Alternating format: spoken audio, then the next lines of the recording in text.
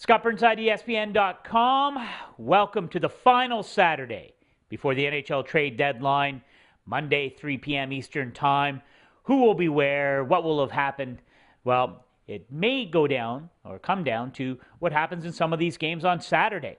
We've got 3 games that have definite playoff implications and possibly some trade deadline implications as well.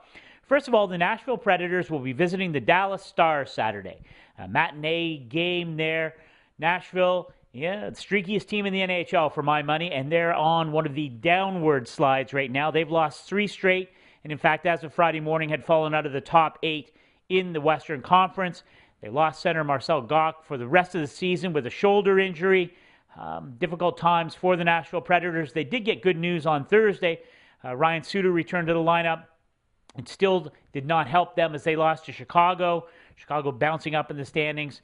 They'll travel to Dallas, of course, still without Brad Richards. Will this be the final formal game for Brad Richards in a Dallas Stars jersey, even if he's not on the ice? Last possible night that he will be a member of this organization.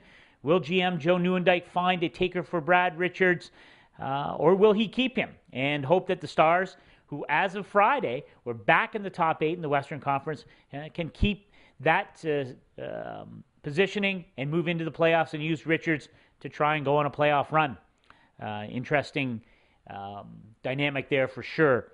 How about the Pittsburgh Penguins visiting the Toronto Maple Leafs?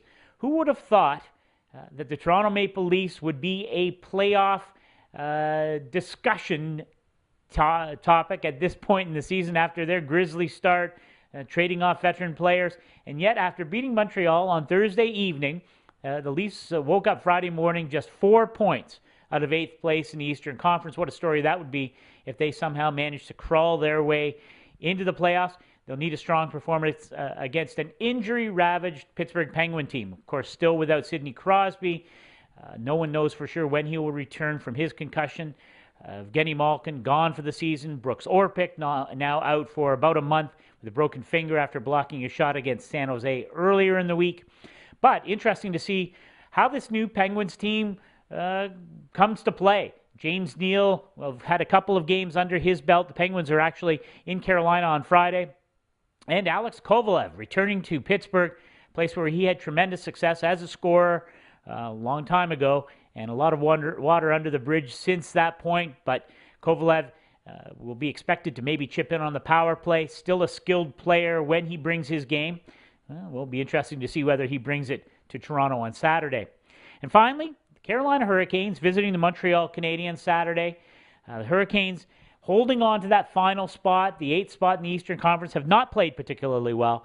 As of Friday morning, had won just 3 of their last 11 games. They will host Pittsburgh Friday and then travel to Montreal. The interesting thing, with a win against Montreal, the Canes could, in fact, look at moving up in the Eastern Conference standing, maybe 7th, 6th place within reach. However, a loss will only make things tighter, obviously open up the door possibly to a team like Toronto. The Atlanta Thrashers, they're sliding, but still in the hunt. And, of course, the Buffalo Sabres, probably the team right now with the best chance of getting into the top 8 in the Eastern Conference, which is a team that's outside right now. Montreal also suffering injuries, trying to pad their lineup, adding Brent Sopel from Atlanta, bringing him to Montreal. Paul Mara coming back to Montreal from Anaheim earlier this week.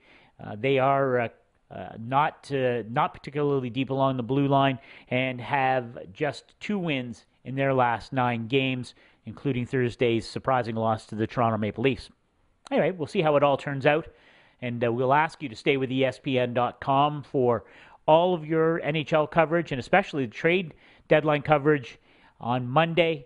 My colleague Pierre LeBrun and I will be in Bristol, Connecticut, and charting and tracking all of the moves headed towards that deadline. Anyway, as always, stay with us. Scott Burnside, ESPN.com.